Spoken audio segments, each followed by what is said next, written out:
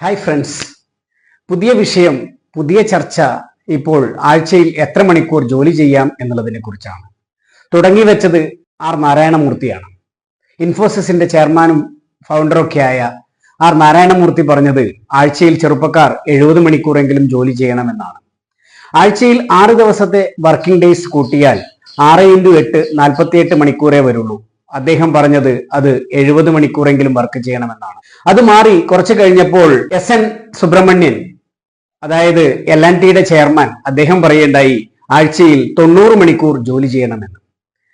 സത്യത്തിൽ എത്ര മണിക്കൂർ ജോലി ചെയ്യുന്നു എന്നുള്ളത് വലിയ വിഷയമല്ല. മഹാനായ APJ അബ്ദുൽ കലാം അദ്ദേഹം പറഞ്ഞതുപോലെ, നിങ്ങൾ ഒരു ജോലി കണ്ടെത്തുന്നത് വരെ മാത്രമേ പണിയെടുക്കേണ്ടതുള്ളൂ. നിങ്ങൾക്ക് ഇഷ്ടപ്പെട്ട ജോലി കണ്ടെത്തിയാൽ നിങ്ങൾ പിന്നീട് പണിയെടുക്കേണ്ടി വരുന്നില്ല.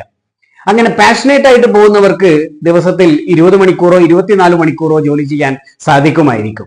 എന്നാൽ ഇവിടെ ഇവർ രണ്ടുപേരും പറഞ്ഞത് ആ രീതിയിലുള്ള ജോലിയല്ല.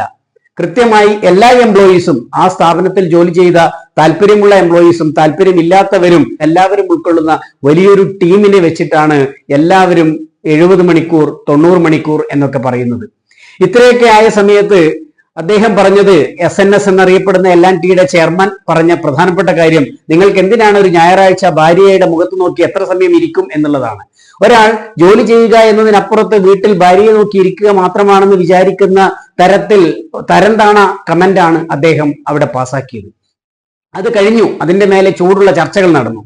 എന്നാൽ ഇപ്പോൾ ഡോഗെ എന്ന് പറയുന്ന ഒരു കമ്പനിയിൽ, അമേരിക്കൻ ബേസ്ഡ് ആയിട്ടുള്ള പ്രധാനപ്പെട്ട കാര്യങ്ങൾ ചെയ്യുന്ന ഒരു കമ്പനിയിൽ ഇലോൺ മസ്ക് പറഞ്ഞത് പ്രകാരം ആഴ്ചയിൽ 120 മണിക്കൂറാണ് ജോലി ചെയ്യുന്നത്. അതായത് 7 ദിവസവും 17 മണിക്കൂർ വീതമാണ് അവിടെയുള്ള എംപ്ലോയീസ് ജോലി ചെയ്യുന്നത് എന്നതാണ് അറിയാൻ കഴിഞ്ഞത്. എങ്ങനെയാണ് ഒരു മനുഷ്യന് വർക്ക് ലൈഫ് ബാലൻസ് എന്ന് പറയുന്ന സംഭവം ഇല്ലാതെ ജോലി ചെയ്യാൻ വേണ്ടി സാധിക്കുക? അഥവാ അങ്ങനെ ചെയ്താൽ തന്നെ എത്ര കാലത്തേക്ക് അത് പോകാൻ വേണ്ടി പറ്റും? ഒന്ന് ആസ്വദിക്കുക. ജീവിതം എന്നത് ഇന്നത്തെ കാലത്ത് ഏറ്റവും പ്രലോഭിപ്പിക്കുന്ന ഒരു കാലത്ത് ജീവിതം ആസ്വദിക്കുക എന്നുള്ളത് അത്ര ചെറിയ കാര്യമല്ല. ഫാമിലി ലൈഫും പ്രൊഫഷണൽ ലൈഫും ബാലൻസ് ചെയ്യാൻ സാധിച്ചില്ല എങ്കിൽ ഒരു വ്യക്തിക്ക് മാനസികമായ ഉന്മേഷം ഉണ്ടാവില്ല, സന്തോഷം ഉണ്ടാവില്ല, മുന്നോട്ട് പോകാൻ വേണ്ടി സാധിക്കില്ല. ഇപ്പോൾ ഈ വിഷയത്തിന്റെ മേലെ നല്ല ചർച്ച നടന്നുകൊണ്ടിരിക്കുകയാണ്. ആഴ്ചയിൽ 120 മണിക്കൂർ എന്നത് നമുക്ക് ഒരിക്കലും ചിന്തിക്കാൻ കഴിയാത്തതാണ്. ആഴ്ചയിൽ 7 ദിവസം കൂട്ടിയാൽ തന്നെ 24 മണിക്കൂർ, 7x24 കൂട്ടിക്കഴിഞ്ഞാൽ തന്നെ ഏകദേശം 168 മണിക്കൂർ മാത്രമേ ഉള്ളൂ.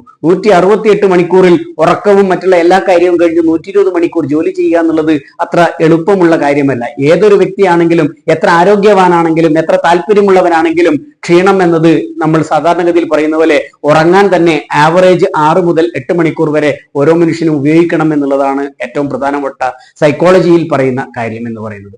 അതുകൊണ്ട് work life balance is very very important in every once life. Professional ലൈഫും അതോടൊപ്പം തന്നെ ഫാമിലി ലൈഫും ബാലൻസ് ചെയ്യാതെ മുന്നോട്ട് പോയി കഴിഞ്ഞാൽ, അതോടൊപ്പം സോഷ്യൽ ലൈഫും എന്ന് പറയുന്ന ഒരു പ്രധാനപ്പെട്ട കാര്യം കൂടിയുണ്ട്. നമ്മൾ സൊസൈറ്റിയുടെ ഭാഗമായതുകൊണ്ട് നമ്മളെ കൊണ്ടാവുന്ന രീതിയിൽ എന്തെങ്കിലും കാര്യങ്ങൾ സൊസൈറ്റിക്ക് വേണ്ടി ചെയ്യുക എന്നുള്ളത് അത്ര എളുപ്പമുള്ള കാര്യമല്ല.